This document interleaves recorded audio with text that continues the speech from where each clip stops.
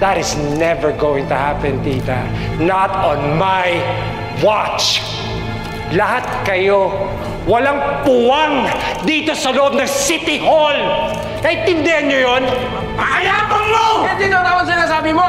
Kayo ang makamtam sa kaban ng bayan! Magnanakaw pamilya mo! Ano to?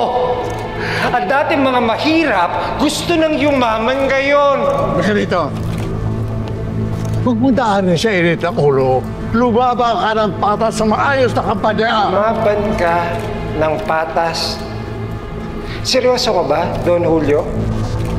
Sabihin mo nga sa lahat ng tao dito ngayon na legal lahat ng mga negosyo mo.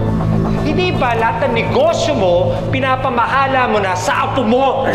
Sabihin mo yung totoo, Don Julio, na wala naman talagang alam tong si Tanggol sa politika.